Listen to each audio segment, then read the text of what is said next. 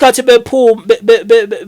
bephuma abantwana bentabeni beyokwenza circumcision kusuka kunikelwa ngegazi labo koNkulunkulu bezwe abayazi lento ukuthi inxusa malinxusa lisuka linesiqiniseko futhi lingangabazi ukuthi uNkulunkulu uzophendula ngenxa yothando.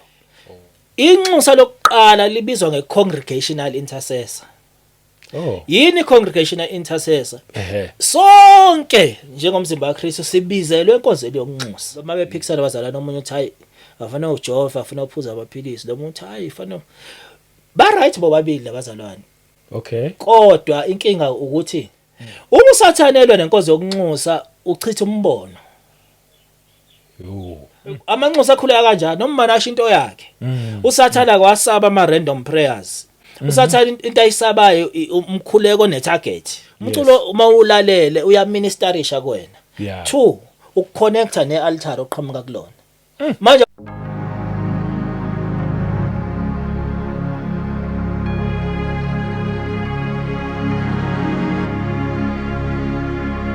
Welcome once again kwiKota2 Media. Igama lami ngumduduzi ngwakashabangu. Asibingelele sibonge ipresence kaMoya oNgcwele, sibonge ubukhona bakhe.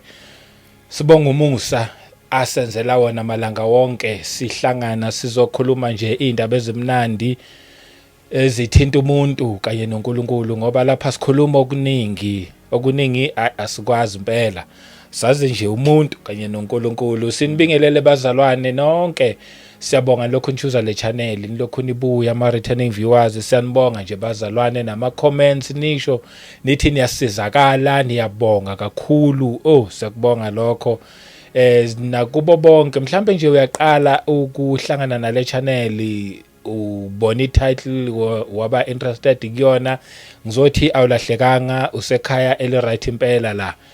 Nje wena ungasasuka ungayindawo, ngiyakholwa ukuthi sothi siqeda la definitely uzosizakala. Mangabe ubungaka subscribe ungasubscribe nawe uphinde like. Siyabonga kuma channel members nonke, channel partners enikwenzayo nje kukhulu kakhulu, siyanibonga. Wonke umuntu osupportayo ngeindlela ezahlukene, niyazazi bazalwane, Inkosi ayinigcine ingibusisele nina nonke. Lo msebenzi bengeke uzuqhubeke ngaphandle kwenu. Ngiphinde nginibonge futhi nisazobukela nama advert. Siyabonga kakhulu. Angingedwa as usually, makanjena nje kusuke kukhona umzalwane engisuke nginaye. Nginencegu la, nginomfundisi but yena uzongicorrect ukuthi yipi title kufanele ngisebenzise. Sethe ukungithi fahla ukuthi uyi-intercessor uLindani Blose nginaye namhlanje. Before sekude ake sibelkhame sibingelele. Siyabonga ubukhona bakho. Siyabonga kakhulu, ngiyabingelela babushabangu, ngibingelele nababukeli nabalaleli. Amen. Abasibukele besilalele besekhaya. Amen. Siyabonga isikhathi sakho ukwazile ukuthi wahamba wazofika nje ukhululeke hayi mawusulana uvele nje uthi hayi ngisekhaya ke manje ya nje ngizawukhipha konke okufanele ngikhiphe. In most cases ngiyaye ngibe nento yokufisa ukumaza umuntu for the sake futhi nababukele emakhaya, especially mangabe siqala ukumbona ukuthi ubani. I'm sure nawe usukwakunothisa lokho. Sithanda nje ukuthi ubani, ngiyazi ukuthi ekuletheni lobo bufakazi lobo kunenye testimony ezosiza somebody out there. Ngubani kahle kahle ubaba uLindani Blose. Yes. uLindani Blose umfundisi. Kodwa khona lento ke yobufundisi ngiyakholelwa kakhulu ekuthini ngiqinise kakhulu kubazalwana abakwi discipleship program yethu ukuthi hayi ngoba sakha ubudlelwane phakathi kukamfundisi usungangibiza umfundisi asakhe lobo budlelwane just to keep that honor. Kodwa empeleni ngiyakholelwa ekuthini abantu abaningi ngibapha imvume ukuthi bangibize ngoLindani. Abasabe nje ukuthi Lindani nawe bamshaya ungasabe nje ngikupha leyo mvume nje ukuthi Lindani ngoba ukuthi umfundisi akufuneka sekuthwale ngeqoma. Yebo. uLindani Blose ngiyi-triplet. Ngizalwa namantombazane amabili, sazalwa sibathathu ngosuku olulodwa. Wow. ekhaya kithi kuseThekwini. Okay. Ngiyale ngithi ngakhulela eThekwini ngoba sihlala endaweni ezahlukahlukene eThekwini. Abalazi iTheku, Hammarsdale, Verele, Mount Ashcombe, Waybank la ngikhona njengamanje. So endaweni ezahlukahlukene. Yes. So i-background ke yomndeni wakithi sizalwe ebandleni lamaRoma. Abazali bami babengabafundisi emaRomeni. Kudala ibandla laseMaromeni lalingenabo abapriest kuphela. Okay. Lalifela libe nompriesti bese liba nomshumayeli. Umshumayeli wayenamandla alingana nompriesti ngokuthi wayinikezwe ibandla eze nomndeni wakhe. Kuphinde kube khona umdikoni futhi. Umdikoni naye wayeshada ahlala emishini. Abasakwenzi ke manje lokho. Manje kuba khona umpriesti kuphela. So abazali bami baba bafundisi ngaphansi kwalelo hlelo ngoba umpriest wayengashadi kodwa ubaba wayumfundisi ngaphansi kwalelo hlelo lobushumeli nobudikoni sakhula ke ebandleni lamaRoma nje kanjalo nje ebandleni elali ibandla lasekhaya. Okay, yes. Sikhula ekhaya kithi kuseNdwedwe. Nabazali bami bakhulela khona eNdwedwe. Yes. Base beyasuka baya kohlala eMpangeni. Ngiyakhumbula thina sobathatha sama triplets sazalelwa thina eShowe. Okay. Kodwa ke sasuka sisebancane ngoba kwaba nezimpi ezabakhona ezasisusa sabuya sezeThekwini ke. Ngakhulela ke Mount Ashcombe ngahlakaniphela khona lapho ke sengiba kulezi indawo ngiyibala ezahlukahlukene sikhula nje. Yes. Ekukhuleni kwethu angifuna ukuqamba amanga. Abazali bethu uNkulunkulu wababusisa ngoba mangibuka eminye imindeni ngalesa sikhathi izinto esasinazo eminye imindeni yayingenazo. Ngalesikhathi sama 90s thina sikhula umndeni nje one TV kokumndeni okothi hayi cha urich lo mndeni sazalelwa thina ekhaya line TV ubaba enemoto hayi bathenga enye imoto ibona kuyikhaya nje na sikhula kamnandi kanjalo. Kwahamba ke sakubona lokho uma sekuphela ubudlelwane kwabazali bami nesonto lamaRoma. Kwaba khona iphithanyana ezenza ukuthi buphele ubudlelwane yize babuyela khona ke beqhubeka nalo kodwa lokho wasiphoqa ukuthi sihambe siyohlala eNdwedwe. Zathi ukushintsha ke izinto kancane kwayela sibona besine privilege. Yes. Yokuthi sibe nazo zonke izinto esizidingayo. So ekukhuleni kwami ke kuleyo background yaseMaromeni ngiyakhumbula ukuthi khona banakusisayo ukuthi nginobizo oluthile ngisaseMaromeni. Ngoba ngalesikhathi ngiseMaromeni ngiyakhumbula ngesikhathi ngisindiswa ngase ngihlelile kunomfowethu owayefundela ubufundisi wayesengithumela ukuthi ngiye eMaritzburg ofundela ubufundisi eMaromeni. Hayi ngavele ngasindiswa ngaleso sikhathi. Okay. Awu kwacaca manje mangisindiswa nakhona yaba khona lento ukuthi ngisindiswe kuhambisana nobizo lokusindiswa kwami. Nanobaba wami enkosini wayibona lento le ukuthi hayi ngeke ikhona into uNkulunkulu ayibeke kuwena. Ngahamba ngaye eBible College ngaleso sikhathi. Hayi eyaseMaromeni. Hayi yaseMaromeni ngase sengiza ngapha ensindisweni. Kancane nje. Yebo.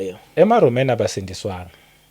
Ibandla lamaRoma ibandla onke amaKristu aqhamuka kulo kodwa ibandla lamaRoma khona izinto okuhambe kwahamba baphambuka kuso ezenza ukuthi bangabizwa ngebandla lensindiso kodwa bakhona abantu ozohlala nabo amaKatholika manje abasindisiwe.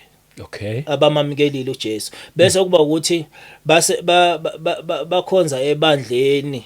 Ngiyale ngibala izinto ezo7 mina ezangenza ngithatha isinqumo sokusuka eMaromeni kuthi ezinye izinto ke ziba offensive basuyichaza ezenza ibandla lamaRoma kube ibandla okungekho lo umuntu osindisiwe ukuthi akhonze khona.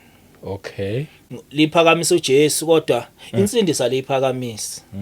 So manje idida lapho ke indaba yebandla lamaRoma. Sengayibala lezi zo7 ezi very offensive. Khona someone olapha mhlambe benganakile. Ngiyakuzwa. Yebo, mhlamba angasizakala futhi. Yebo. Ngiyathemba ukuthi ngizoyikhumbula zonke kodwa ngizogijima. Eyokuqala mawubheka iBhayibheli likhuluma ngokubhabhadiswa. Yeah. iBaptism yasemaromeni iphambene nezwi. Kuthathwa inkomishi kuthelwa ingane infant baptism. Mawubheka indaba ebaptism uyifunda. Singezojula kakhulu nje ngayo. Uyayazi umzalwane esekhaya ukuthi ibaptism ihamba kanjani. Ingane ayibhabhadiswa. Number 2, mawufunda izwi lenkosi ubheka uze kukhulunywa ngokuthi singaguqeli singakhothameli izithombe. EmaRomeni kuba khona izithombe. Ekhona ezimisiwe. Ngakabalela omunye umzalwane wayelwa nami ukuthi ngisindiselweni. Wakhubeka ngiyibala lezi zinto. Yebo. Wafela wakhubeka. So emaRomeni kuba khona inkozo la uthola iguqwa esithombeni. Sizosiqabula lapho umpriest lokho esula futhi usiqabula. Okay. Bayazi abazali baseMaromeni. Yebo. So kuguqwe ithombeni izwi likaNkuluNkulu alivuma ukuthi siguqe ithombeni. Yes. Yebo osekhaya njengamanje ongilalelo iCatholic uthi hayi suke singathandazi kodwa ukuguqa ukhothama. Yebo, uqinisile ngozwa kahle. Bese kuze endabeni yempepho. Mawufunda Isaiah chapter 1 verse 13 uthi uNkulunkulu impepho isinengiso kimi. Yes. Mawubheka indaba yempepho ubheka ukusetshenziswa kwayo ngoba impepho isetshenziswa kuma altar abanye onkulunkulu. Awuzwayo. Angazi ukuthi yangena kanjani emaromeni impepho. So bayayisebenzisa impepho kuyisimo nje esikanjalo. Yes. Bese ngoba ngichazele babushabangu bekungekho ready ukuthi uzokusukela ukuthi ngiyichaze. Yebo. Mhlawumbe ngizokukhumbula mhlawumbe ezimbili ezintathu noma ezimbili. Akunenkinga. Okunye okulandelayo lento leyo uthi uJoshua khethani namuhla kuba banina ngomkhonto bese usemisa ama-altars awu3 uthi elokuqala ialtar noma uNkulunkulu ababakhonzayo ihlo bephesha omfula ialtar lokuqala ialtar loNkulunkulu bobaba bese ethi noma uNkulunkulu bezwe lama amori enihleli kulo altar lesibili uNkulunkulu bezwe. Yes. So ngoba masiqhubeka ngoba sihamba ngohambo la oluthinta indaba yama intercessor. Masiqhubeka so sizoyibona lento ngoba uNkulunkulu bezwe. Sikhuluma ngealtar eliguqelwa isizwe. Lento yenza kakhulu ke la eSouth Africa. Eyenza ngeza indaba yamaKatholika. Yes. Bangathi abalali ndawo nangese divert. Ialtar loNkulunkulu bezwe. Ngicanga ukuthi ialtar loNkulunkulu bobaba umsamo nesibaya. Yes. Asibuye ngoba ngifuna ukugcizelela leyo ialtar loNkulunkulu bezwe. Yeah. Ialtar loNkulunkulu bezwe maningi ama-altar oNkulunkulu bezwe. Elokuqala elivimba imvuselelo ialtar le-circumcision. Kanjani? Yini lenza ukuthi isizwe sakaZulu sibe nefavor kangaka uNkulunkulu? Ingoba isizwe sakaZulu amadodana kaZulu akalichithi igazi lawo ealtar loNkulunkulu bezwe. Okay. La awubuke lezi zizwe lezi babushabangu ukwenza ucwaningo amaXhosa. AmaXhosa akekho umsindisi noma umkhululo ovuswa uNkulunkulu njengoMose ezweni lamaXhosa. AbaSuthu bonke abantu kwichurch history yase South Africa baqhamuka kaZulu. Isizathu salokho yini? Isizathu salokho ukuthi isizwe sakaZulu asina covenant noNkulunkulu bezwe. Ngalesikhathi bephuma abantwana beyentabeni beyokwenza circumcision kusuka kunikelwa ngegazi labo koNkulunkulu bezwe abayazi lento ijulile lento zonke izizwe eziyenza ngisho noma ngaya kaNdebele amaNdebele ayenza imuphi umndebele okwavuswa njengoba Bhengu akekho yini because in the spirit they have no go areas ngenxa ukuthi lezi ingane lezi ngoba ziphuma ziyonikela ngegazi lazo kwela kamoya kunemkhawulo engekwazi ukuyinyathela. Yo. Ijulile impela. Le ndaba yoNkulunkulu bezo. Yes. So lento ke isho ukuthini? Isho ukuthi ngisho noma uNkulunkulu engakusebenzisa. Yebo. Uzokusebenzisa uNkulunkulu ukuthi cha ugcotshiwe lo mfundisi ungasiphi isizwe uqhamuka kube isuthu kodwa ngeke akugcotshwe ngalendlela ukuthi engahlanganisa umzimba kaKristu eSouth Africa ngoba kune altar abelonga kulona. Oh yeah. Lento ngake ngayikhuluma ngangiseMount Freya kweminyakeni edlule sishumayela ngishumayela khona balimala abafundisi bakhona abafundisi abasindise uyishaye lento ivele ngithuse mina lento kanti iqiniso kumele likhulunywe ukukhululela abantu. Yebo. Ngizosindiswa bese base ngisindisiwe ziyasho nezinyanga zakonke hayi noma ningasindiswa nisazoza lapha entabeni kuthini. Futhi bagcine beya ngempela nabafundisi base Eastern Cape ngake ngaba umfundisi eEastern Cape bayishumela lento eCircumcision. Umfundisi nje ongayanga koguqa altar loNkulunkulu bezwe abam approve. Okay. Yo. Yeah. Ngiyayibona. Ijule kanjani. Yeah. So manje into enjalo bese sibuye size kule ndaba yamakatholika. Ibandla lamakatholika aludweba umuqa phakathi kokukhonza uNkulunkulu nanokuguqa ealtar loNkulunkulu bobaba. Yes. Ngiyibukile lento ezihlobeni zami nasemndenini wami ukuthi kuhamba uthola ukuthi umuntu uyakwazi ukuba ngapha aphinda abe ngafuthi ayikhuzwa leyo nto. Ayikho into ozothola ukuthi umpriest umphambili ebandleni uyayikhuza. Hayi ayikhuzwa nhlobo. Kuyinto engakhuzwa. Yebo. Ngithanda ungayikhumbuli kahle ezinye zazo kodwa ke mhlawumbe ngizoqhubeka ngizobuye ngikhumbule sibuyele. Lokho nje osukushareile nje sekwade kukhulu nje okunye osoma ngabe ukukhumbula sokubona ngendlela. Akhona ukuthi sihlambalaza ibandla lamakatholika amaRoma ukuthi ngoba udlule khona so sitha ukusisherele nje sifuna ukwazi hayi yabona nje kule channel sikhuluma ngobufakazi so ubufakazi bonke sibhlanganise nje khona so sizakala lapha sizakala khona then ubewulapha ngize ngikulethe ngapha nje bawuso usendabeni yokubhabhadiswa maba ngiphosisa ukuyofunda ukuyofundisa ukuthi ngafunda kephi. Yes. Yebo akubanga isonto lamaRoma. Okay. Ngase ngaya kuma Bible College awu2 ama Bible College nje abafundisa insindiso. Ngathi mase ngisindiswa nje ngakwazi ukuthi ngiye khona ngabuya futhi ngase ngibase ebandleni. Mangibuya khona ngiyakhumbula beko 2008 ngaqala kuba umfundisi ngo2008. Okay. Umuntu asakhasa nje ngithunyelwa lapha yonke leminyaka kukhona ke izinto uNkulunkulu abengifundisa zona. Ngiyakhumbula mangibuya eBible College. Yes. Ngiqala ngibe umfundisi. Kukhona izinto ezenzeka ngiseBible College ezayitshala imbewu yokuthi ngizoma phambi kwamanxusa ngelinye ilanga. Ngiyakhumbula kwakuba nama chain prayers sithola siyakhuleka siyashintshana. Kuba khona ikhadi lapho uthola sikhuleka usuku lonke. Yes. Khona ikhadi la sihlaliswa phansi sifundiswa about iministry intercession. Inhliziyo yami yafocusa kuyo nje iministry intercession.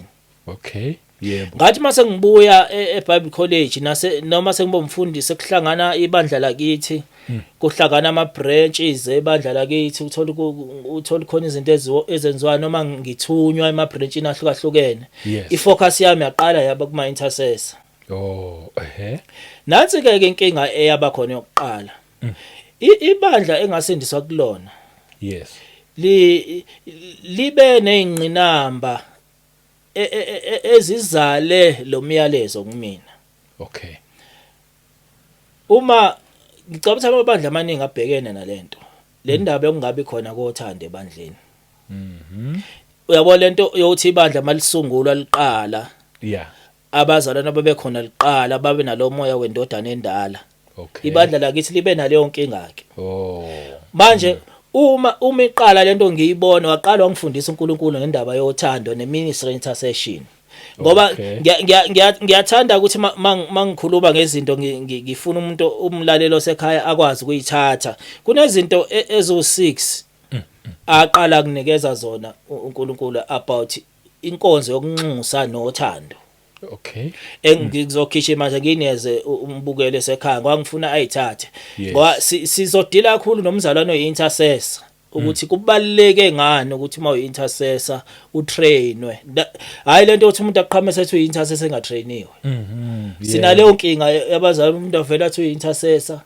Awukwazi uba yisosha uphathe isibhamu ungatrainwanga. So ngihambe uhambo ke la lokuthi uNkulunkulu angikhwiphe ekuthenini ngikwazi kuba phambi kwamanxusa ngiwafundise la sikhona nje manje kwangikhuluma silaqala khona lelo hambo kwangikhona izinto ezibalekile ezibucayi nje ngifuna ukuthi siveze engizoyinamathelisa nempilo yami. Okay. Yes. Ngoba ngifuna sesifike naso ekuthenini ekuthatheni kwami isinqumo sokuthi ngishade. Ekupheleni komshado wami zonke lezo ziningi izinto ezenzekile eyithinta ukwakhiwa kwalomuntu enguyena nosaqhubeka ngisho ukuthi sengikufeze konke sengiphelele ngiyaqhubeka ngiyafuna nazi ke izinto engiyifundile. Yebo. Ngoba khona izinto oyibuka ebandleni zenziwa wrong uthola zenziwa kwabanye abafundisi kubaphathwe kabi kanye izogcina ifike kuwena. Ngabhekana nalonto ayagcina ifikile kumina nawe sekuwophathwa kabi sekuyimi ophathwa kabi. Yeah.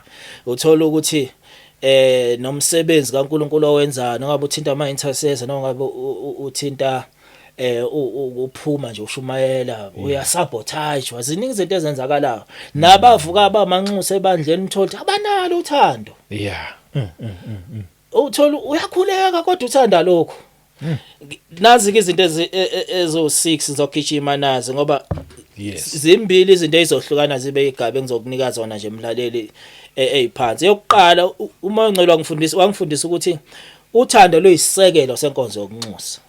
Okay. Okwesibili wangifundisa ukuthi inkonzo yokunxusa iyimpumelelo ngenxa ukuthi inxusa malinxusa lisuka linesiqiniseko futhi lingangabazi ukuthi uNkulunkulu uzophendula ngenxa yothando.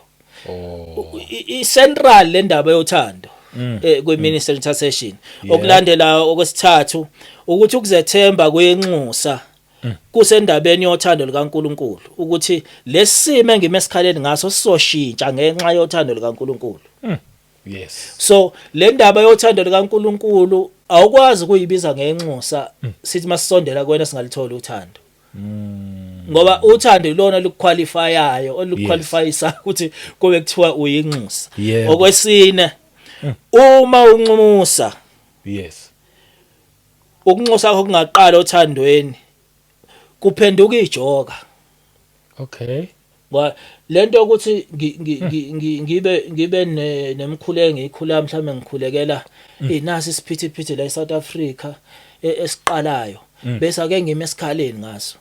Uma esikhaleni lonto kade ayiqalile othandweni lakho izokusinda. Ayiqalanga othandweni izokusinda ngoba uthando luyisizathu sokuthi ngime esikhaleni. Yebo. Okulandelayo kwesihlanu uma uthando lingekho ukunxusa kwakho nje kumdlalo. Noma ungathandaza ama-hour noma ungathandaza uzokhale kodwa masisondela kuwena singalithola uthando. Umdlalo yonke lento oyenzayo. Oh yeah.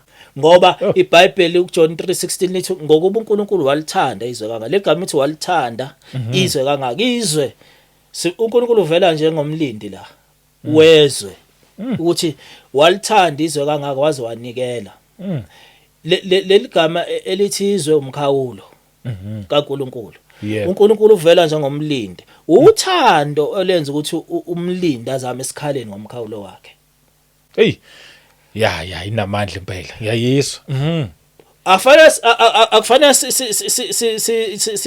sibuka ngiqadelela. Yes. Ngeke ube inxusa bese ungabi nalo uthando ku number 5. Ngiqadelela number 5. Yebo. Wangifundisa lezi zinto nje basic. Lezi zinto zibasic. La liqala khona uhambo. Yes. Engifundisa khona uNkulunkulu ukuthi asingabuki umuntu umzalwane ukuthi unxusa isikhathi eside iphuzu lokugcina lesithupha leli.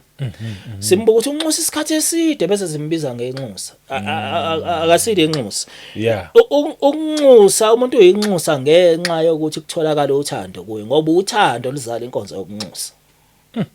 Hey, yebo. Sinenkinga yamanxusa amaningi anenhliziyo embi. Yeah. But they are disqualified. Ish. Yini Uthando. uthando lu basic enkonzweni yonxusa. Yebo. Ngaba khona ke ku local church ngaseva ebandleni kwaba nezingqinamba nje eziningi. Ngiyakhumbula ukuthi ekushumayeni kwami uNkulunkulu waze wangithumela endaweni ekuthiwa iMatatiyela. Ngafike ngaba umfundisi lapha eMatatiyela. Into yokuqala ke engayibona lapha eMatatiyela maqondana neminister intercession. Umfundisi engafikela kuyena omkhulu engangiseva ngaphansi kwakhe. Wayengakholelwa kwiministry intercession. Baningi abafundisi namhlanje bangakholelwa kwi-intercession. Yangikhathaza lento indaba. Ngalesikhathi eyichaze ngayi understand lento. Ukuthi ama intercessors sebandleni lakhe ayilokho ephuma yokhuleka. Aphume yokhuleka bayentabeni beyokhuleka. Kwathi kusuka babevele beqembuka beqala ibandla. Oh, okay. So manje mawukhula ngama intercessors nje akafuna nanokuyiza because kushuthi uzo divide ibandla. Right, okay. Abafundisi abaningi ke ngiyacanga inkinga yethu nabantu abamnyama. Thina abantu abamnyama noma siqala ibusiness ukuna ukuthuma uqala umsebenzi wakhe. Sinenkinga ye trust. Yeah. Umuntu omnyama akamthembi uncama ukuthi ibandla lingakhula alilide yedwa. Ancama ukuthi ibusiness lingakhula aliphathe yedwa. Uthola lo muntu upheka kamnandi uzoba setafuleni nje lilodwa for 20 years. Akathembi umuntu. So le ministry intercession izungezwe yilezo zinto zokungathembi umuntu. Uthola ukuthi mawukhuluma ngeintercession umfundisi akayizwa nje kahle. Isitha lesitshala isifundiso against ministry intercession. Okay, yebo. Siyenza nje ukuthi ingazwakali nje enhlobo indaba ye-intercession ngoba lesifundiswa masingena sithi everyone is an intercessor. Yes, everyone is an intercessor. Inkonzo yokunxusa ihlukene kanje. Yeah. Inxusa lokuqala libizwa nge-congregational intercessor. Yini congregational intercessor? Sonke njengomzimba kaKristu sibizelwe enkonzweni yokunxusa. Yes, okay. There is a congregational level of intercession la sinxusa sonke. Yamuza uPaul lokho ecela ithumela icela ningikhulekele nami, ninginxusele nami. Mawufunda incwadi zakhe. Yebo impela. Uveza ubizo lebandla liphelele kutheni linxuse. Yes. Mawusufunda incwadi kaEzekiel chapter 3 verse 17 mhlawumbe singayifunda nje impela. Ezekiel chapter 3 verse 17. Yes. Lapho sesiyasuka kwi-congregational intercession. Okay. Ezekiel chapter 3 verse 17. Yebo. Ngoba esigaba sokuqala i-congregational intercession la usathana vela uacknowledge yona kuphela usathana. Bese isigaba sesibili ilesi sigaba ke lesifunda la uverse 17. Ufundeka kanje. Ndodana yomuntu ngikwenze umlindi yaza khulana nomuntu oyedwa la. Yeah. Ngikwenze umlindi kuyo indlu yakaIsrael. Leligama ethi kuyo indlu yakaIsrael lisho ukuthi umkhawulo inxusa uNkulunkulu kumele ivusa ulinika umkhawulo. Yes. Awukwazi ukuthi uthi uyi-intercessor ungenawo umkhawulo. Yini umkhawulo? Mawuyinxusa kwi local church uNkulunkulu ekwahlukanisela umkhawulo wakho kwivision yebandla. Uthi ivision ithatha muphi umkhawulo ivision yebandla. Yeah. Le nto ithinta umkhawulo ngoba mawumlindi umkhawulo. Yebo. Akwazi uba umlindi nje ukukhuleka ama random prayers lento abayenza abazalwane baholo umoya uthi ayisolo umoya ayihambi kanjalo. Uma ngiqala ukwenza umsebenzi okufundisa ama intercessor. Yes. uNkulunkulu wangipha nje umyalezo ogeneral ngifundisa kwahamba nga invite endaweni ezahlukahlukene zama intercessor. Into yokuqala ngayife ngayibona ukuthi ama intercessor kuma fellowships benza into eyodwa benza amaphutha afanayo. Lamaphutha abawenzayo ngenisibone nje ngamaphutha abawenzayo uthola ukuthi mabekhuleka abanayo into abayikhulekelayo. Baholo umoya zonke izinsuku Oh, okay. Abanayo into ukuthi thina we are healing intercessors. Umkhawulo wethu umkhakha wezempilo. We are praying for healthcare facilities. Okay. We are praying for healing. Ngoba manje masithi singama healing intercessors, umkhawulo wethu ukwi Department of Health. Yebo. Shuthi yini esoyithwala yokuqala izikhungo zezempilo. Oh yeah. Masikhuluma ngezikhungo zezempilo sikhuluma ngomtholampilo nezibhedlela kuphela. Sikhuluma ngama rehabilitation centers. Sikhuluma ngamakhaya abantu abadala. Sikhuluma ngama health education centers. Sikhuluma ngezikhungo kwenziwa khona imithi nemijovo. Ngokuhlahlukana. Ama intercessors afuna ukwazi kuma esikhaleni. Ngazo zonke izikhungo zezempilo. Yes. So zonke lezi zikhungo siyeza ku verse 17 ngenzele ukuthi sihambe sifike kuona khona uzozwakala kahle lo verse 17. Yes. Zonke lezi zikhungo zezempilo ngoba zimile nje. Omunye uzothi hayi uNkulunkulu akayi recognize i-Department of Health. uNkulunkulu uthi singawathinta amaphilisi. Yeah. Khona la efika igeje khona le ndaba yamaphilisi. Bama bephikisana bazalana omunye uthi hayi afana ujova afuna uphuza amaphilisi lo muntu hayi ifana ba right bobabili labazalwane. Okay. Kodwa inkinga ukuthi amazinga amabili okukhola laba discuss aba debateayo. Kunezinga lokukhola lokuzahlukanisela. Right. Ukuthi mina angisophinda ngiwaphuza amaphilisi. Izinga lakho lokukholwa lelo. Izinga lokukholwa lelo. Right. Mangili impose emzimbeni kaKristu lelo zinga ngakha i-confusion kuzoliwa. Because khona bangakafiki kuleli zinga. Khona bangakafiki. Okay, yeah. Ngoba into esifikise ezingeni kwambuleleka. Right. Uma ungakalitholi ulwazi olukwenza ukuthi uzahlukanisele ukuthi mina ngeke ngijove. Ukuthi mina ngeke ngiwaphuza amaphilisi. Asikwazi ukuphushela lapho. Yebo. Lento ifana nokuthi umzalwane simyekisa izinto kodwa mase sitrace ukuthi uyiyekeleni uthola ukuthi manje isizathu sokuyeka kwakhe akukho phakathi kothando lwakhe noNkulunkulu ngoba uNkulunkulu makwambulwa uthando lwakhe kuwe uba nalena uthi uNkulunkulu uyangithanda. Yes. Angikwazi ukuhamba ngiveza amabele ngaphandle. Yebo. Ngoba uyangithanda. Base sikubuza wasiwaye ukuveza amabele. Angikwazi ukuveza amabele ngoba uNkulunkulu uyangithanda ngifuna ukwenza into angayifuni. Yeah, yakuzwa yebo. Ziningi izinto abantu ezirong abazenzayo kodwa engafanele bayiyeke beyikiso ukuthi kushawa isono. Ngoba into moyiyeke uyekisa ukuthi kushawa isono. Isitha sizoyisebenzisa lento against you.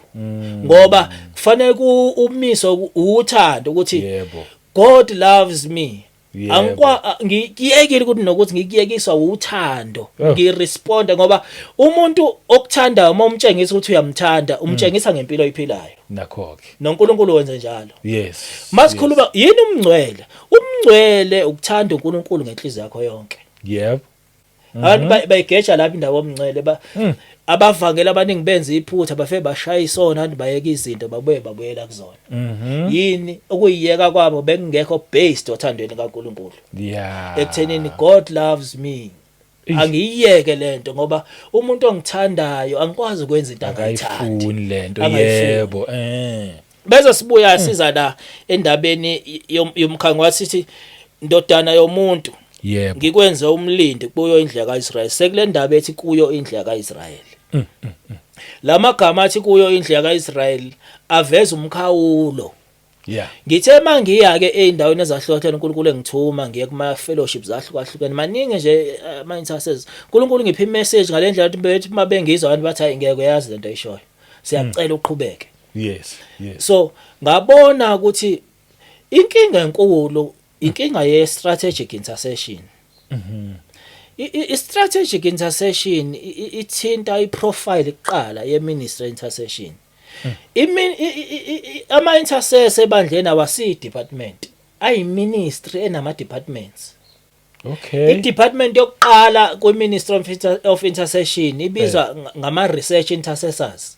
Ama research intercessors ama intercessors ahlala edeskini aphethe laptop asakhela ama prayer calendar.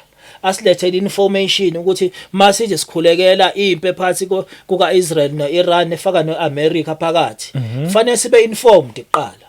sidinga ama research intercessors azosilethela ulwazi kuqala. Okay. Asikwazi ukukhuleka singazi ukuthi kuliwelani. Yebo. Asikwazi ukukhuleka singazi status sempi. Asikwazi futhi ukukhuleka singakhohlanga ukuthi makuliwa khona ipropaganda ukuthi kuba broadcaster into wrong ngenxa ukuthi bazama ukuqamba amanga. Hey. uTrump uyakwazi ukusho ukuthi hey I'm winning the war kodwa ukuthi information iyaphikisana nalokho. Yeah. So uma sinxusa asinxusi ngereport eqhamuke endabeni. Sinxusa ngomthwalo uNkulunkulu asipha wona. Yebo. Kuze kube futhi siyawudedela lo mthwalo emahlombe ethu sesizokuthula. Ngoba uma udedela umthwalo umoya ongcwele engakasho udedela idisobedience leyo. Fanele lokhu uthwele. Okay. Lokhu hamba nawo nje uthwele. Deep ndaba. Okay. Sekule ndaba ke umkhawulo ukuthi ma uyinxusa kumele ube nomkhawulo. Uma uyinxusa umlindi wani? Yep. uNkulunkulu yakupha umkhawulo ngamaphupho ngembono nangomthwalo nje oba nawo enhlizweni yakho uthi yazi umoya ongcwele lokho engivezela abantu abasha njalo umkhawulo lo kutshengisa umkhawulo. Yeah. Okay. Awukwazi kuba umlindi sinama intercessors angatrainiwe namhlanje othola ukuthi ma casualties ama intercessors namhlanje abackslide ngenxa leyo nto. Lento umuntu avela angene kwi ministry intercession avele ahluleke. Hey ngiyayibona phela usho ukuthi usuke ngene engafundisekanga nokuthi yini uzwe nje lokho ukuthi uzoholwa umoya. Yebo. Ngiyakuzwa. So manje ke sithi uNkulunkulu uma uNkulunkulu uhlelekile. Uma uNkulunkulu engithuma kuma intercessor ongitshengisa leyo nto ukuthi khetha isihloko esisodwa kwi School of Intercession okuyi strategic intercession. Okay. Mangifundisa ama intercessor nginvite amabandleni ngiya kuma fellowships. Yes. Yize ngakuthanda ukuke emabandleni ngiyangithanda ukuthi masenza inkonzo ama intercessor beza abafundisi nabazalwane babo. Beze ngoba lento kuyemabandleni ngathi isiyisiko nje eligcina lingasizanga umuntu. Okay. Ngiyangibuka ama guest speakers amaningi mayivashela amabandla. Yeah. Ulishiya ibandla libusisekile nje kuphela. Eish. Ngoba ukukhonza kwamanje masikhonza ebandleni bakuphoqa ukuthi ukhonze ngalendlela abayilindele. Bakhonza ngalendlela abayilindele. Ngoba manje ivangeli lamanje sesikhonza kokuvutha manje. Sikhonza ngokwenza isiqiniseko sokuthi njengoba ngidlulisa lo myalezo fanele ngikitaze olalele. Okay, mhlambe for someone osekhaya nje I understand kahle le ndaba yokuvutha like kusho ngaliphi izinga kanjani. Yebo, kubalulekile fena siyichaze ngoba ukuvutha ukukhonza enyameni. Oh. Lokukhonza ngizolisebenzisa leli gama ngoba lekhe lingasebenzi. Lokukhonza ngokuphapha. Khona khonza sekufikile kakhulu manje kubazalwane. Khonza nomshumayeli mayiphakizwe uthola ukuthi ugcina uthakazela umshumayeli. Ngalendlela uthi noma singathi siyakuqhweba kuthiwani awazi nokuthi kuthiwani. Hey wanko ngavele ngakhumbula lapha esengeke ngathi ukudlula khona menyiwe khona. Angazi nokuthi kwakuthiwani. Yebo. Engakunothisa yilokho okushoyo. Yebo. So ukukhonza kwamanje ukukhonza ukufocus ekuthenini asiperform nje. Performance. Ku performance ukukhonza okumelene nesifundiso ukukhonza okwenza ukuthi noma umshumeli mezoma phambi kwebandla eyibona namhlanje ngeke ngivuthe axolise hayi bazalwane ngiyafundisa namhlanje yabona ukukhonza okunjalo ukukhonza okungenayo ipersonal application kuthi njengoba sikhonza ayikho into ezothi nje mangifika ekhaya yini efanele ngiyenze manje. Yebo. Yini efanele ngiapply empilweni yami. Ukukhonza ukukhiqiza abazalwane abangakazi kuyimela makufika izikhukhula. So kuyingozi ukukhonza kwamanje. Umoya ongcweleke wayesengiphaka isihloko esithi strategic intercession. Okay. Ngangena kusona ngajula impela. Yebo. I-strategic intercession iveza ukuhleleka kwenkonzo yokunxusa. Okay. I-strategic intercession iveza mhlawumbe sithi size kwi local church nje. Ngwasichaza ukuthi i-ministry intercession i-ministry nama department. Fanele simise zo structure kuqala. ngaphakathi department yes lama department abe ngaphakathi kwe ministry intercession yes ngokuhlukana kwawo kodwa lama department ama ngokwevision yebandla ukuthi ivision yebandla ithini yini ibandla linomthwalo wayo bese siyayakha ilento esibili ke bengithe ngiyibhalela engizoyina abalaleli ukuthi nayo into esibili kuma principles uNkulunkulu angiphe wona ukuthi nayo into ama principles awu8 athinta indaba strategic intercession kwi local church elokuqala lithi umbono webandla ukhulela ezandleni zenxusa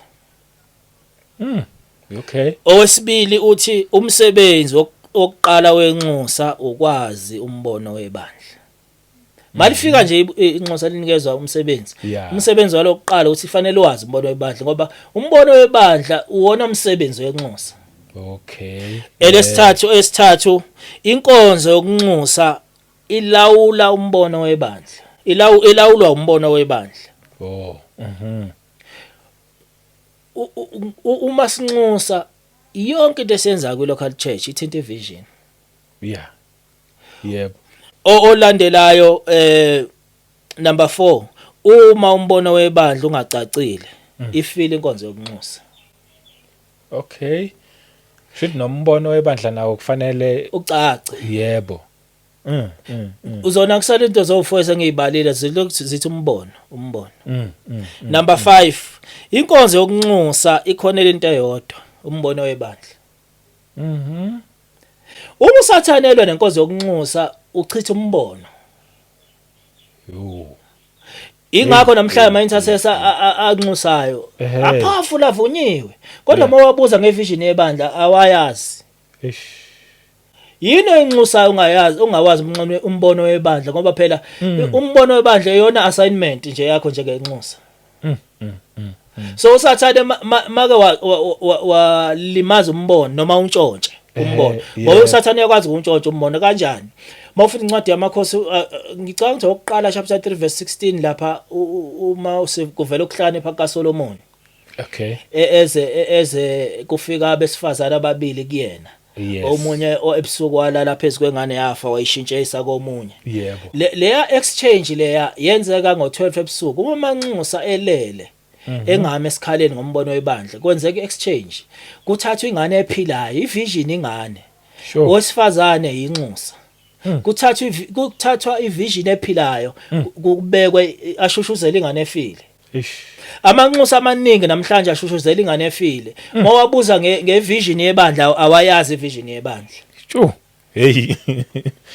hey inkulu le ndaba right unumber 6 uthi imfihlo yokuphumelela kwenkonzo yokunxusa ukwazi umbono webandla sokusiphinda phinda endabeni yombono imfihlo yokuphumelela kwenkonzo yokunxusa ukwazi umbono webandla futhi ama intercessor funa aqala trainwe ezinye mhlawumbe sizoyiveza ngoba siqhubeka sikhuluma nje bese sifika khona ekuthenini sibahlalisa phansi la ebandleni sesibafundisa ngevision yes enye inkinga ke enkulu ngevision kuthi nabantu abamnyama asinawo ama administrators azothatha ivision kumfundisi bese bayistructureisha amabandla amaningi ivision ayikho structured ngalendlela ukuthi ingaba iprayer manual yama intercessor thina ke sikhonela izinto ezinjalo sengiyafika emabandleni ngihlale nomfundisi phansi ngizwe ivision ngistructure i-strategic intercession leso yebo structureisha i-strategic intercession ithi masinxusa ithini plan yini lesinxuselayo athina ama daily prayers athina ama weekly prayers athina ama monthly prayers athina ama quarterly prayers ethu ithini i-goal document ama intercessors ngoba fanele sakhe i-goal document nansi i-goal yethu this month asiholo umoya sihambe sishonele omunye aphuma eCape Town omunye aphuma eZimbabwe amanxusa akhuleka kanjani noma nasho into yakhe usathana kwasaba ama random prayers usathana into ayisabayo umkhuleko netarget usathana into ayisabayo umkhuleko ozoshaya endaweni eyodwa njalo sithi njengoba igoli yethu this month ukuthi asiwushintshe umkhuleko wethu sihlele into eyodwa hayi nami ngiqala ukuzizwa lezi namhlanje. So namhlanje ke ama intercessor a powerless ngenxa ukuthi indaba strategy ayikho. Yebo. Ayikho. So ngoba ngihamba nohamba ngiyakhumbula ngigcine ngithi sisematatela engafika khona ngabona umfundisi engakholela kuma intercessor. Shuthi ingozi enkulu ke. Ingozi enkulu. Yeah. Nalento ngafe ngayibona ematatela lento yokuthi umzalwane uyasindiswa, insizwa iyasindiswa kodwa kuthiwa hayi usazoya entabeni koluka wena. Mayifika laphana yonke into ayenza imkhipha ensindisweni. Wona buya aqale pha manje inkinga ke mawufunda izwi lenkosi kuma Hebrew chapter 10 uverse 26 sibheke verse 26 ngikufundele lona. Yebo. Ithi la kimi isilungu ke la kimi ithi if we sin willfully uma sona ngamabomu. Yes. After we have received the knowledge of the truth, there is no longer remains a sacrifice for sins, 27, but a certain fearful expectation of judgment and fear indignation which will devour the adversaries. Yes. 28. 27. Okay. Ngokuba uma sona ngamabomu emva kokuba sesamukele ukwazi kweqiniso akusekho umnikelo wesono. Yes. Kepha kuphela ukulindela kwasabekayo kwahlulela nomlilo oshisayo oza kuqeda amaphikankani. Uma usindiswa ngegazi kaJesu bese uphinda wena usebenzisa igazi lakho ulinikela ngalo kwabanye onkulunkulu ngamabomu ukhuza. I've met people mina ngibatshela musu kuyeza lento. Uyazikhipha esivumelaneni segazi. Yebo. Lika Jesu manje. Yeah. Ngegazi lakho usiyonikela igazi lakho koNkulunkulu bezwe. So benze lento yona into esibili ngafike ngayibona mangifika eEastern Cape. Ngoba ngaba umfundisi khona iminyakanyana nje impela. Okay. Ngafike ngafunda ukuthi nabapostoli bakhona bashumayela i-circumcision. Eyavela ngidida ngiqeda nje lento. Yebo. So lento yenza ukuthi ivangeli laseEastern Cape lingabe namandla njengevangeli laKwaZulu. Yeah. Lento yenza ukuthi ivangeli lase Bloemfontein noma leSotho endaweni zabaSotho lingabe namandla njengevangeli laKwaZulu. Kwathi siwe sakaZulu masisungulwa uShaka wathi akukho umuntu ozosekamsaza ngoba silwe izimpi. Kanti kwakuNkulunkulu wayithatha leso sinqumo esithathela isizwe sakaZulu. Savikeleke isizwe sakaZulu. Manje umbuzo wami uthi mawufuna ukusekamsiza indaba ungaye eclinic. Yini uzofuna ukuguqa koNkulunkulu bezwe? That's a very good question kahle ukuthi ngoba bekungayiwa nase clinic why kufanele kuze ngempela kangaka kulento yokucircumcise awuyingane eclinic. It shows ukuthi kukhona onkulunkulu bezwe lapha entabeni. Ngiyakuzwa nayo lento le kufeka kuminyanga phambi kwabo ibenze zonke lezi zinto noma ngabe umuntu oyini kodwa inyanga fanele ibe khona. Yonke lento mayisebebuya fana aqale phansi yeah usemphikile uJesu kodwa manje nanku nalizwe lenkosi lithi akusekho umnikelo akasaphinda lenge esiphambani futhi uJesu ekulengele usakulengela nje wamamukela usumlahlile manje wona ngamabomu wenza isono segazi. So ake sibuye size ngapha futhi. Yebo. So i-ministry intercession ishodwa kakhulu ku training. Okay. Ama intercessors akhona njengamanje they are not trained. Ama intercessor akhona njengamanje umuntu vele athi uyinxusa nje. Enza inkonzo yokunxusa. Abanye uthola bagcotshiwe. Yes. Kodwa manje ukugcotsha kwabo akunayo direction kufana nenhlamvu ekhishiwe nje esibhamini kodwa ayina target. Yho lento okudubula nje emoyeni. Yeah emoyeni ama intercessors kanjalo. They are powerful. So uNkulunkulu ke izinto ezinjalo uyafuna ukuzilungisa. Bengakaqedi la unumber 7. Yes. Ngoba ngiyazi umzalwane ointercessor ongilalela ekhaya uyabhala.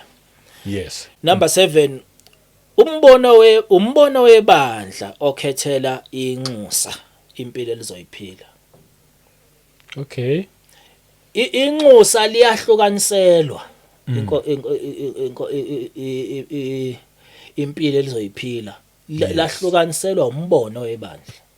Okay. Ngoba phela masikhuluma ngombono webandla yekela namhlanje ngoba ivangeli selingasenawo amandla kangaka nje manje. Ivangeli lamanje alisa focus endabeni yobufakazi. Uthola ukuthi makushulela ivangeli abazalwane basala benobufakazi. Mangikhuluma ngofufakazi bibili. Yeah. Khona ubufakazi bukaNkuluNkulu. Yes. Bese kube khona ubufakazi bami njengomzalwane. Yebo. Nabo uqobo labo bamnqoba ngegazi lewundlu nangezwi lobufakazi babo. Shothi kukhulwa ngomuntu la ngithiwa babo. Yeah. Kunobufakazi bami. Yeah. Bese kuba khona ubufakazi kaNkuluNkulu ngikhuluma ngezinto uNkulunkulu angenzela zona ngoba njengoba ngithanda. Yes. Lapho uthola ukuthi ngiyema phambi kwebandla ngibatshela ukuthi hayibo bazana uNkulunkulu ngenzela ukuthi akusibo bami lebo bufakazi obukaNkulunkulu. Yeah. Ukuthi wenzeni kimi. Mina ngidinga obami ubufakazi. Okay. Nginqoba ngobufakazi bami kanje. Sikhuluma ngobufakazi bethempeli likaMoya oNgcwele. Yo, okay. Ivangeli lishunyelwa manje ke alikhiqiza abazalwane abanobufakazi babo. Hey, Baba nobufakazi bukaNkulunkulu uthola ukuthi bazalwane kulamabandla okutestify kuona. Aye phambili kuthiwa lo mzalwane bazalwane nobufakazi. Asitshele asinike ubufakazi bukaNkulunkulu yena angasinike obakhe ngoba kanabo. Yo. Hey. Yabona le. Ngiyayizwa yebo. So uthola ukuthi manje njengoba eyoma phambili lapha i-altare uyoma kulo ngokungafanele ngoba lento yokuthi akanabo ubufakazi bethempeli likaMoya oNgcwele okumzimba wakhe akumqualify ukuthi awoma altare. Omuntu othola ukuthi uyigibhitele kodwa uyosinika ubufakazi. Yebo uNkulunkulu uzokwenzela izinto ngoba uyakuthanda. Yeah. uNkulunkulu akayithandi impilo oyiphilayo. Kodwa wena uyakuthanda. Uzokutshengisa ukuthi uyakuthanda ngendlela ezahlukahlukene akuphi ubufakazi. Yes. Kodwa lokho akusho ukuthi yaphambi kwebandla uyome altare. Yebo. Into ekuqualifyisa ukuthi uyome altare ukuthi unobufakazi bakho. Koqala. Yebo. So ngoba sithi number 7 umbono webandla okhethela inxusa impilo elizoyiphila ukuthi amanxusa amaningi namhlanje awazahlukanisele aphila impilo yezwe. Yabona nje ngisho ngendlela abagqoka ngayo babushabanga. Ivele kusho ushaqekile nje kuthiwa hey lo mama uyinxusa ubuye indlela agqoke ngayo seyusisi bani uyinxusa. Kukhona into ke engiyibuke over the years iqala ezweni lento le sisakhuluma ngale ndaba yokugqoka. Yebo. Khona style esifikile babushabango sokuthi umuntu wesifazane mayigqoka agqoka into eveza isitho sakhe sangasese umnqunu bakhe nje. Specific nje uthola ugqoka into nje ezoveza isitho sakhe sangasese sibukwe izwe lonke. Ibiyenze ezweni le nto. Yes. Kwahamba uyibona kubazalwane. Uthola abaye bahlonipha enkonzweni mazohlala naye emall ugqoka into nje eveza isitho sakhe sangasese nje. Into ephoxayo. Yeah, uthola imbambile le. Imbambile. Yeah. Kwahamba isenzo umama umfundisi manje le nto. Eish. Khona nje uma mfuthe ngahlana naye engaze aba namahloni aqola lento okuthiwa ilegging iveza ubunqunu bakhe nje. Eish. Ngizama ukwenza isibonelo sokuthi inxusa alingeni kulezo zinto. Inxusa alikhuzwa liyayikhuza. Yo. Yeah. So ngisho nomlaleli engilalela ekhaya ngifuna inote ephansi ayibhalele ngoba ama intercessor uNkulunkulu akhuluma nayo kakhulu ngwasixoxa nje. Yebo. Inxusa alikhuzwa liyayikhuza lona. Ngiyakuzwa. So size ku number 8 okugcina. Impilo ephilwa yinxusa iyona evikela umbono webandla. Akhona ukukhuleka kuphela. But impilo inxusa eliphilayo. Yakhe isithunzi. Yeah. Wa amanxusa ku front line. Awukwazi ukuba ku front line ngoba inkonzo yokunxusa imaqondana nezinkazimulo ezimbili. Inkazimulo kamakoti wewundle nenkazimulo kamakoti kaSathane. Babili omakoti. Awukwazi umbethe inkazimulo kamakoti kaSathane bese umelana nesitha. Akwazi ukumbatha inkazimulo yezwe bese umelana nesitha ngoba inkazimulo yezwe inkazimulo yesitha. Yes. Lento ukuthi uyi-intercessor yonke into etrendayo siyibona kuwena makufika inzipho enjani wena osuyifakile makufika izinkopho enjani inxusa lenzi lonto Uyizwe kahle wena ulandelizwe. ibandla libukela kuwena uma uyinxusa ukuthi hayibo yase siyaphambuka sibuye manje wena uyinxusa makufika inwele ezibomvu sesiyibona ekhanda lakho yabona yebo uyinxusa sihlangana nawe emolo ugqoka isikhindi nje umama ogqoka isikhindi yabona ziningi izinto ezenzayo ngiyazi umzalo ozothi ngiqinise isandla kubalekile kubalekile ngoba iministry intercession ilimele nje wonke umuntu sevela athi uyinxusa manje ngoba bakwazi ukuzahlukanisela kwenxusa there is a price you must pay ukuthi ube inxusa umoya ongcwele ufuna ukuthi uyikhokhe le price ngoba uma ungayikhokhi uzombetray umoya ongcwele ngoba umoya ongcwele oyinxusa awuphinde futhi uma simbiza umuntu ngenxusa kusuke umoya ongcwele onxusa ngaye bese emhlonipha ngalo title yokuthi abizwe ngenxusa.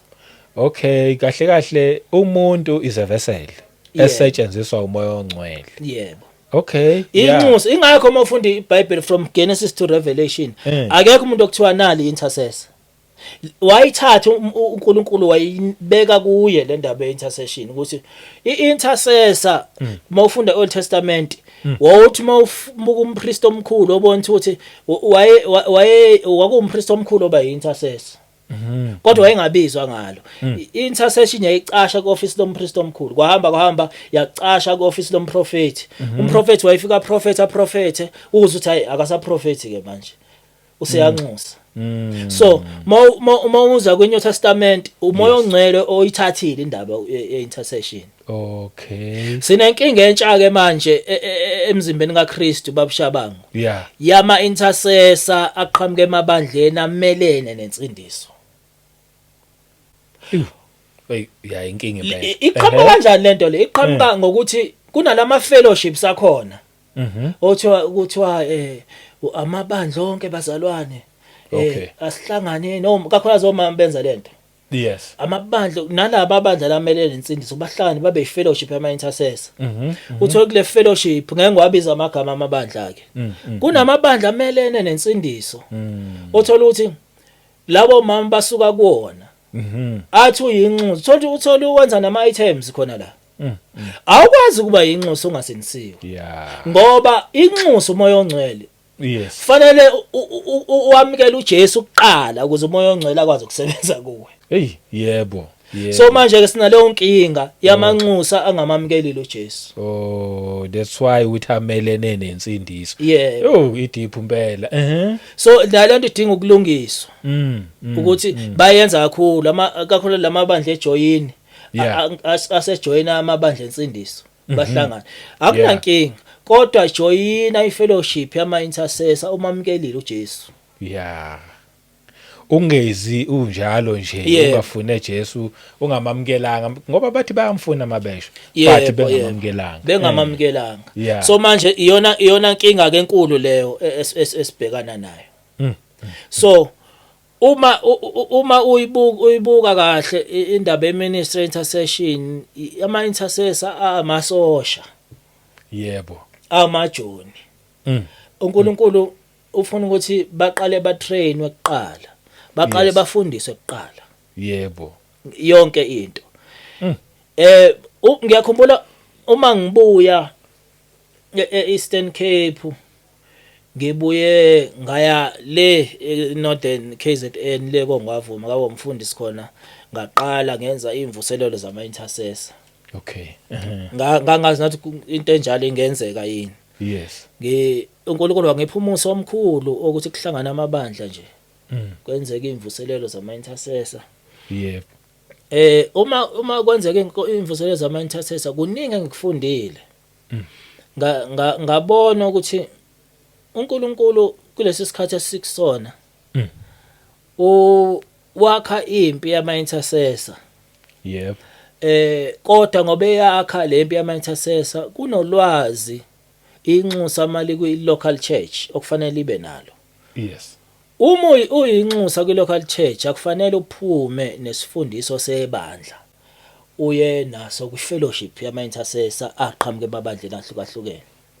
Kunezinga lokunxusa kwi local church. Okay. Kunezinga lokunxusa emzimbeni kaKristu. Okay, yebo. Ngoba manje masikhuluma about intercession in the local church sikhuluma ngevision yebandla. Yeah. Ngoba inxusa kwi local church liyiphoyisa eligade isifundiso sebandla. Yes. Inxusa lihlala ngemuva ebandleni. Ngicela sekuMark chapter 13. Yebo. Inxusa ilona lilusa umbono isifundiso sebandla. Uverse 34. Angiphinde ngifunde la kumina. It is like a man going to a far country who left his house and gave authority to his servants and to each his work and commanded the doorkeeper to watch. Kunjengomuntu ohambela kwelinye izwe uJesu lo ezulwini washiya indlu yakhe ibandla lelo wanika izinceke zakhe amandla yama gift lawo ama ministries ileyo naleyo wayinika umsebenzi wayo wayala umlindi isango ukuba alinde lekamsi lilindi isango uhleli ngale ku entrance. Yes. I-department yama intercessor le iveza ukuthi ikephi nendawo inkonzo yomlindi isango.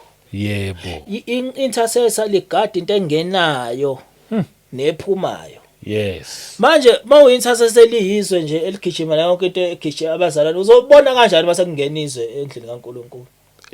Ngeke ubone. Ngeke uzubone. Impela. Makufika istyle esisha sisibone ekhanda lakho. Makufika noma ngabe yini yasezweni efika siyibona kuwena. Yo. Nefoni yakhe igcwele umculo wezwe uintercessor. Ngoba umculo izimbili izinto umculo esiwenzayo.